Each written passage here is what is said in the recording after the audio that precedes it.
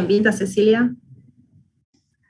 Thanks for the invitation. I will speak in English because my Portuguese is terrible, so I'm sorry. I switched to English because I think I can do it better. So I am Cecilia. Yes. ¿Você te apresenta? Eu te iba a presentar.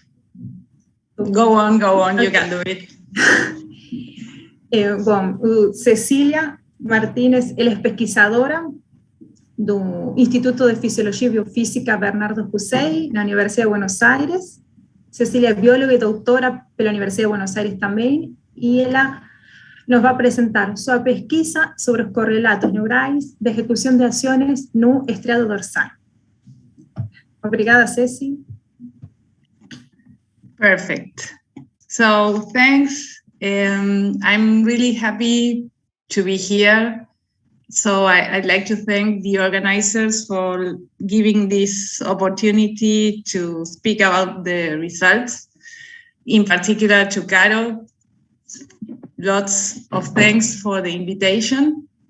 So having said that, I will show you some of the results I did for my postdoc and afterwards. So this is the result of what I've been doing for the last years, many years. So to start, I would like you to think of a situation.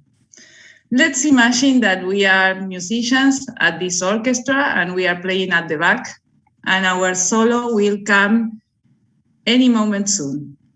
But suddenly, while we are playing, we cannot see the director properly, and he is the one that will tell us when to play our solo.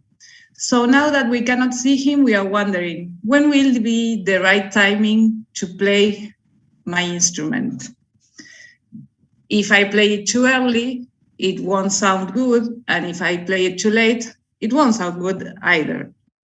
So the idea here is to see how does the brain know when it is the right timing to release a sequence of actions. So cortical striatal circuits are involved in timing and motor learning, and they turn learning situations into action sequences. That is, in order to obtain the maximum benefit, we execute a sequence of actions in order to, for example, obtain a reward. At first, in training, we execute the actions individually. So they are separate actions, one after the other. But as training goes on, these actions become executed as packages.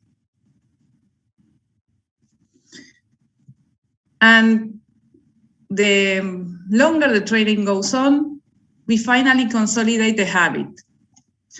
And this allows us to execute more precise movements and also allows us to optimize the resources needed to execute those actions. Here, it comes an important part of the field that studies decision-making, but it is related not to decide between two different alternatives, but to decide what to do and when. So basically, when we speak about decision-making in the striatum, we are speaking about the selection of the right actions and the moment we play those actions. As this is well studied in rodents, here we have a picture of the striatum of a rat, could be, or a mouse, I'm sorry. And at first, learning is mainly goal-oriented. That is, for example, I press on the switch because I want to see the light turn on. So my action is mainly guided by the result I want to achieve. And this is dependent on dorsomedial stratum processing. If we continue pressing the switch on and off time after time after time, we will find a habit in which, even though the light is not working, we still press the switch because we think it will be turning on at any minute. And this is dependent on the dorsolateral striatum. So at first, we are guided by the goal we want to achieve. And after many times of practicing this couple of movements, we finally consolidate the habit, and we still press the switch even though the light is not working. So the aim of our study was to see how the striatum signals when it is the right timing to act. So what we did was to train long-Evan adult rats in a training chamber that has a nose poke. This nose poke has a zipper tube, and animals have to enter the head into the nose poke and give 8 licks onto the zipper tube to obtain a reward, which is here a droplet of water. The training protocol is depicted like this. We will go step by step because at first it looks a bit complex. So basically what we are asking the animals is to enter the nose poke after 2.5 seconds and give 8 licks onto a tube. Half of the trials will be rewarded and they will get a droplet of water, and half of the trials won't be rewarded even though they enter at the correct time.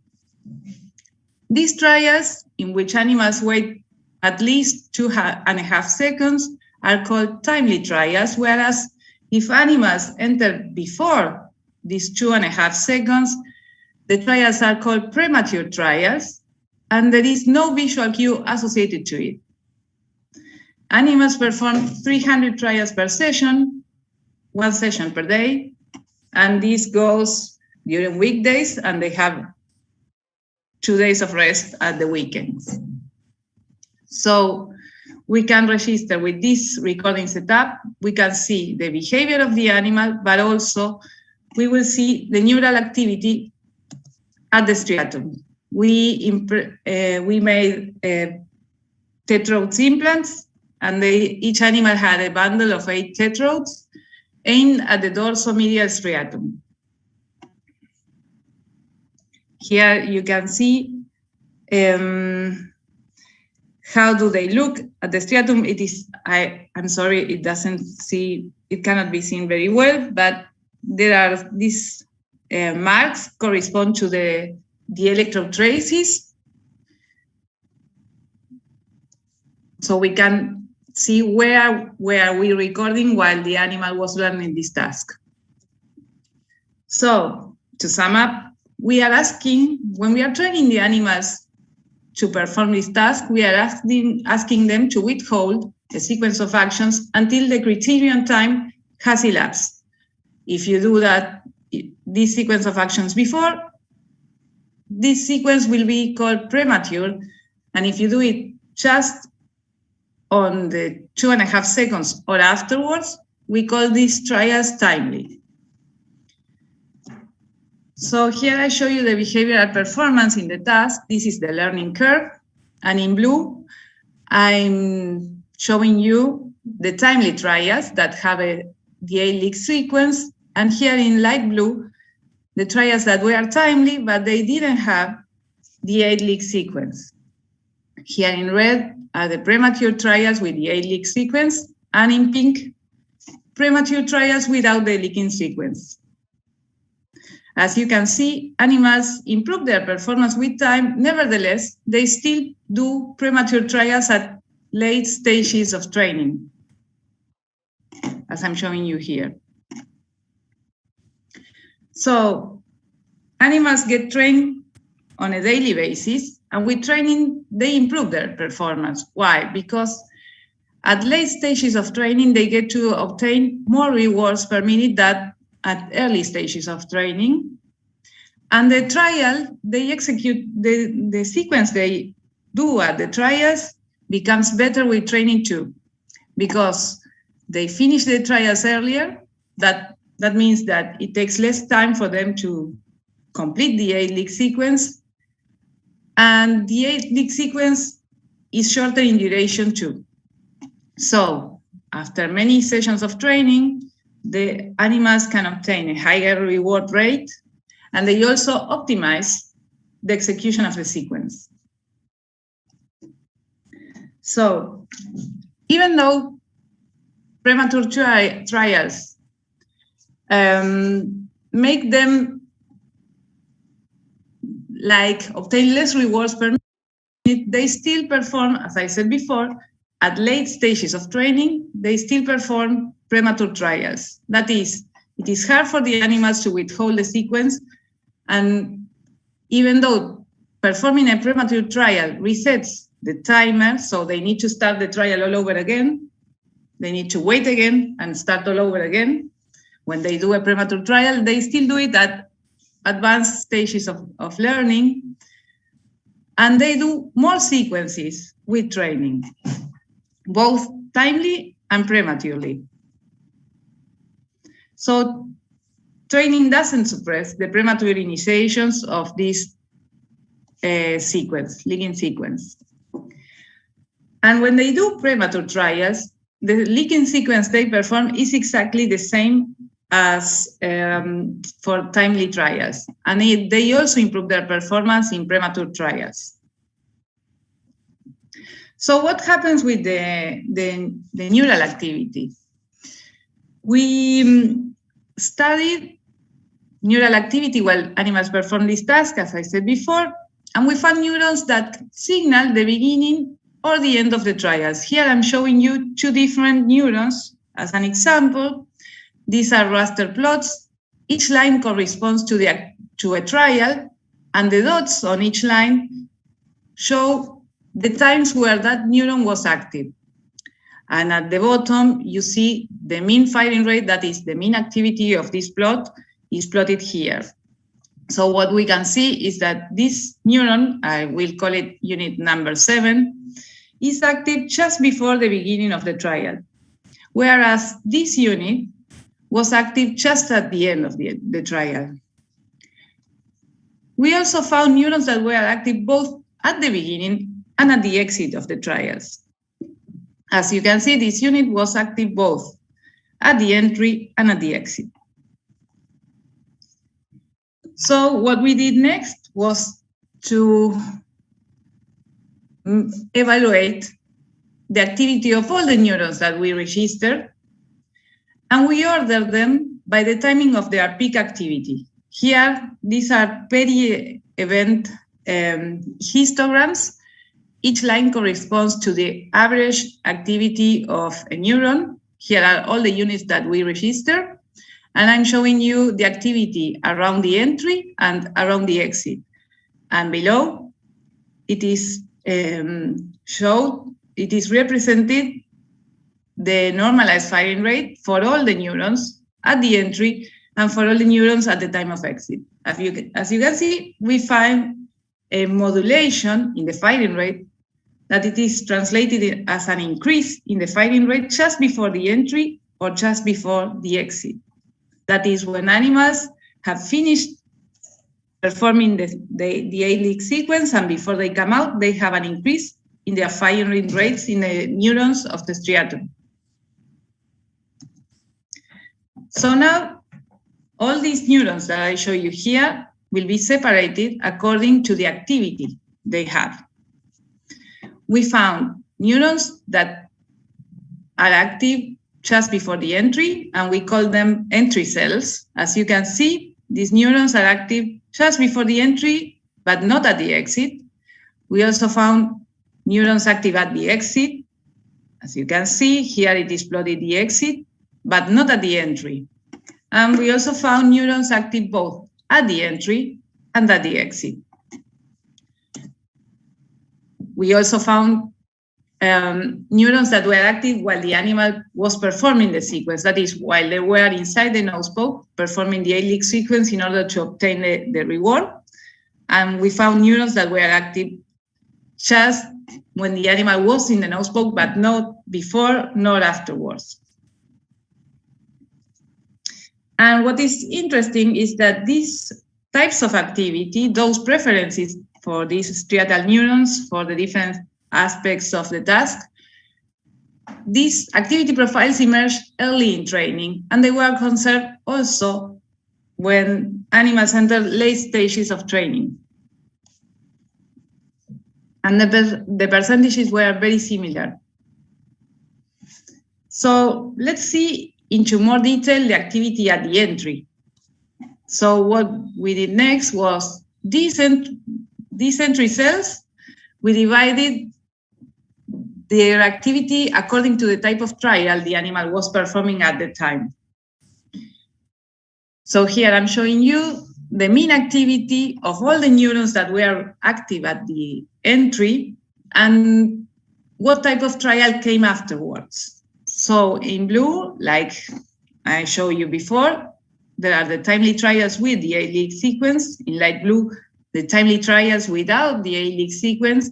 And in red, I'm showing you the activity at premature trials. Here is the quantification of these curves. And what we see is that this anticipatory activity is related to time, but not to the execution of the sequence, because we found no differences between the activity when trials have the sequence and when they don't. And this is true for both types of trials, both timely trials and premature trials. So what we are thinking here is that this anticipatory activity is related to time and not to the execution of the sequence.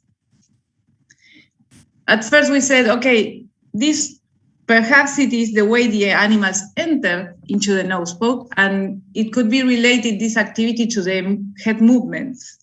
So what we did next was to put an accelerometer on the head of the animal and recorded the movements. Here I'm showing you the accelerometer plot, and you can see that both in timely and premature trials, the movements the animals do are exactly the same. So what is different here is the timing, not the movement at the entry. So regardless of the sequence, whether it is present or not, the anticipatory activity we found seems to be related to timing. So what we did next was to divide this activity according to the waiting times. That is, how active were the neurons and how long did those animals waited? So what we found is that anticipatory activity increased the longer the time the animal waited. And this is very important. Like, it is counting time in a way, but it is not just time. And I will show you why in the following slides. This anticipatory activity was not related to the activity at the exit, not to the activity related to the next waiting time. So this anticipatory activity was just of that trial and not of the trial that comes after or to the exit of this trial. So now let's move on to the exit. What is happening with those neurons that were active at the exit? Well, unlike what we are expecting to find, activity at the exit was related to the performance of the sequence, but not to the timing. As you can see, the difference here in the activity is related to the performance of the sequence. So we believe that this activity at the exit is giving some feedback on the performance of the animal. To sum up this part, anticipatory activity depends on the waiting time, but activity at the exit doesn't.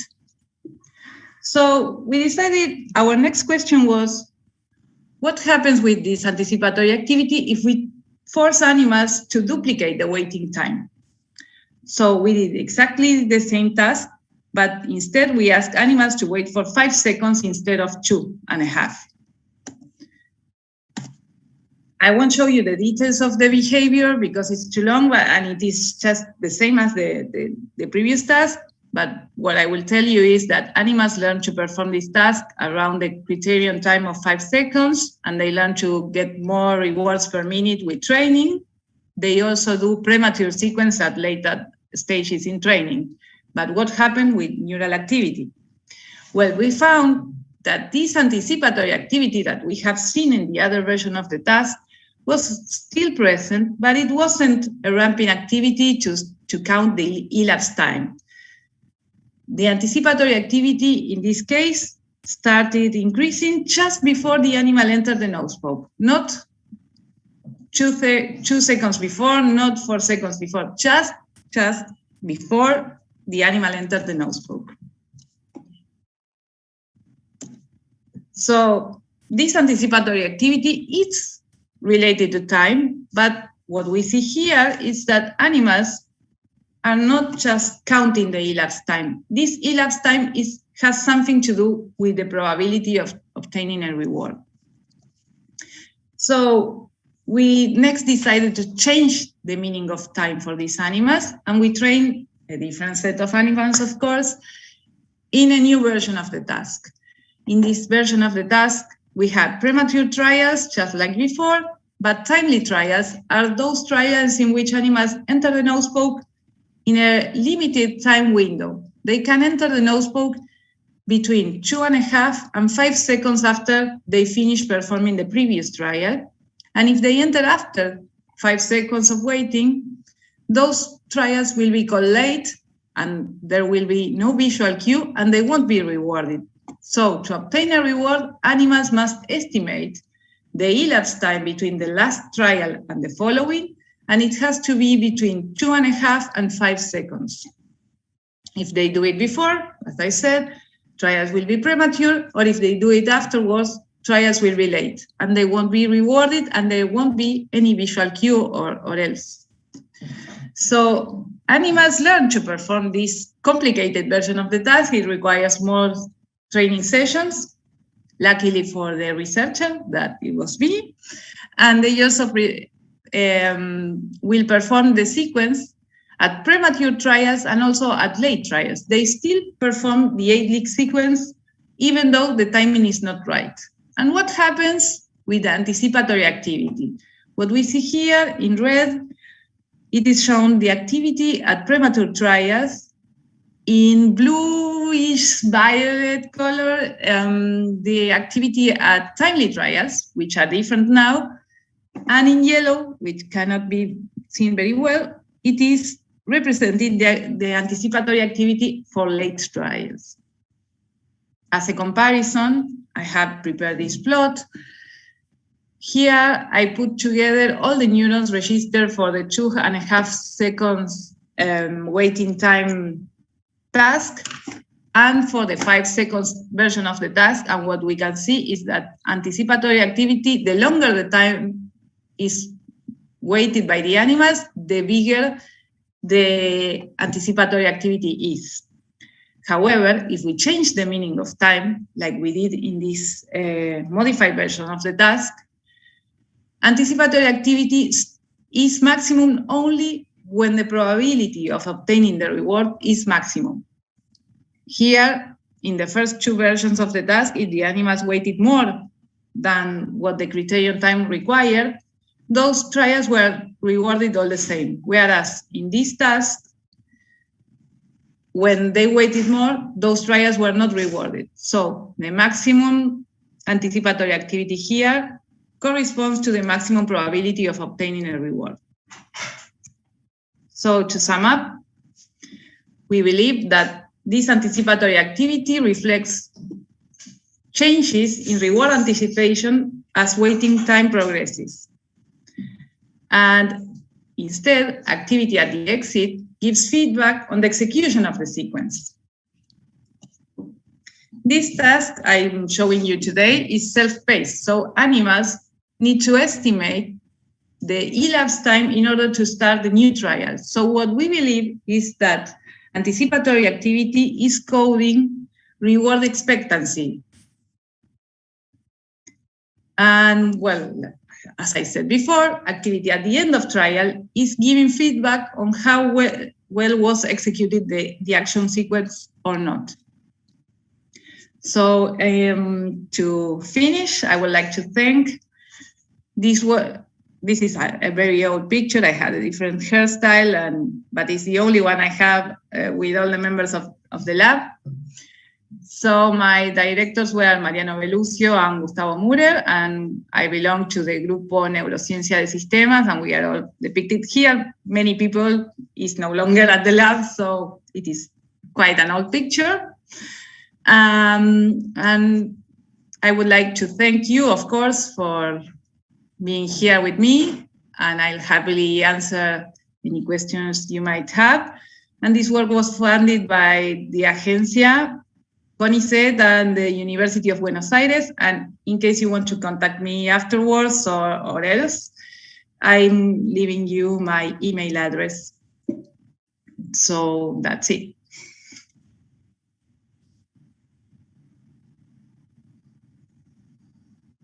Caro, are you there? Muito obrigada, Cecília, pela apresentação. Bom, muito interessante. Obrigada por apresentar seus resultados recentes. E aqui tenho várias perguntas para você. Okay. A primeira é acerca desses neurônios que você registrou. E que perguntam se existe uma relação da distribuição espacial desses neurônios encontrados que disparam a entrada ou saída dos trials. Se eles têm alguma distribuição espacial. Well, it is a good question. As I said before, dorsomedial striatum and dorsolateral striatum are coding for different parts of learning. They are involved. Literature says that at first actions are dorsomedial dependent and afterwards dorsolateral. My electrodes mostly fell at the dorsomedial striatum, and we also had some electrodes at the lateral side of the striatum, but we found no differences between areas. And regarding depth of the recording, where did the tetrodes ended, they were placed with not a big difference so as to say, okay, they belong to completely different regions. They are not belonging to the ventral striatum. They were all dorsomedial striatum.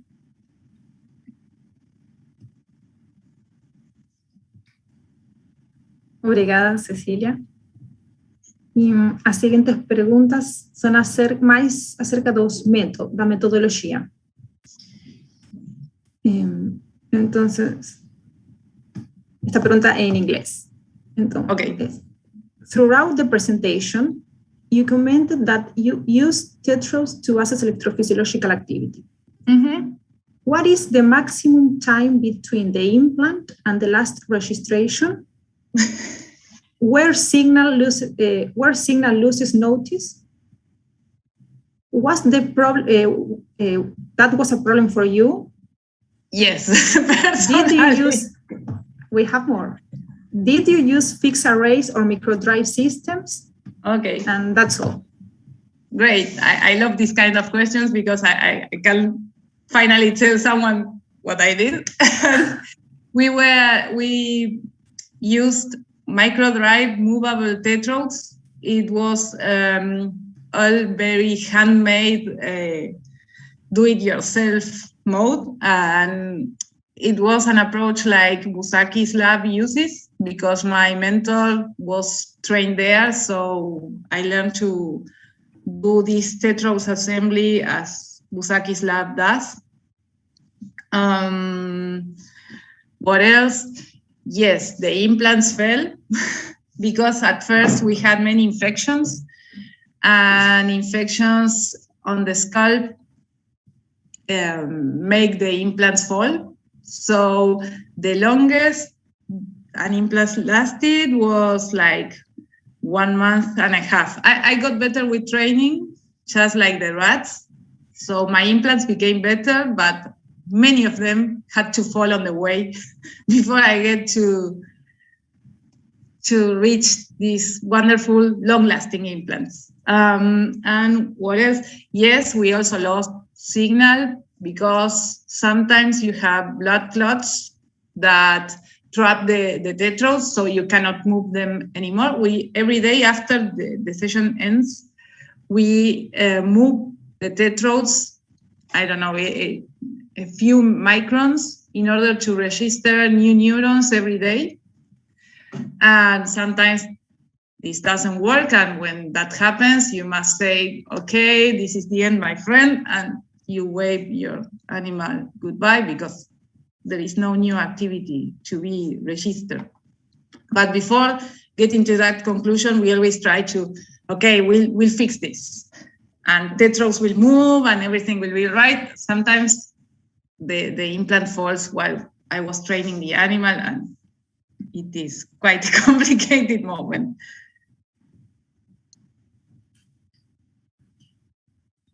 Obrigada, Ceci. E eu vou te fazer também uma pergunta assim, experimental. Os animais aprendem bem essa tarefa? Você pega 10 animais e todos aprendem? Sim. Aprendem com distinto rate? They are different. Yes, you have a good point there. Animals can learn differently.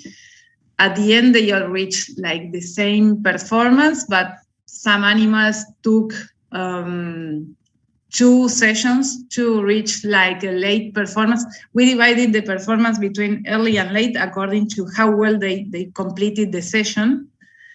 And some animals had to pass through like 15 early sessions until they reach a late session. And others just at the 3rd session were with an excellent performance. So we had to consider that, and we decided to divide between early and late according to how well the performance was at the end. So how many sessions we had of poor training in the first block, and that was called early. And when they started performing well, like for 2 consecutive sessions, we started to call, okay, here from now on, this is late activity. Legal, Ceci. E uma última pergunta aqui from Beatriz. What did you consider as the biggest challenge for performing the trials? Well, it is an interesting question, because when I started doing my experiments, we were not thinking about the intertrial activity. And I found after, I was trained mainly in behavior. I come from a behavior lab, so I'm interested in behavior. And I started saying, it looks like waiting for 2.5 seconds is not that easy. And all the multiple trial tasks that people use, in general, they don't take this intertrial time into account. It's like, okay, the animal is doing whatever, but what we found is that waiting and withholding the action sequence for a long time for the animal in that moment, 2.5 seconds can be a long time for them. It was the most difficult of all.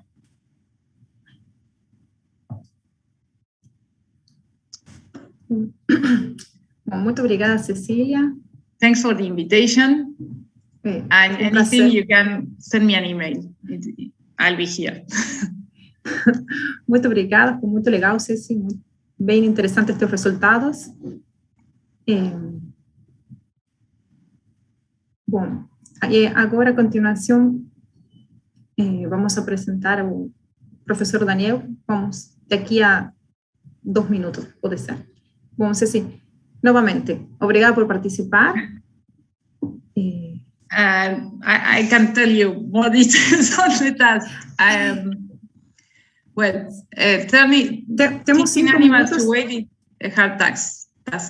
Sí, os alumnos tienen alguna otra pregunta, participantes, aproveiten.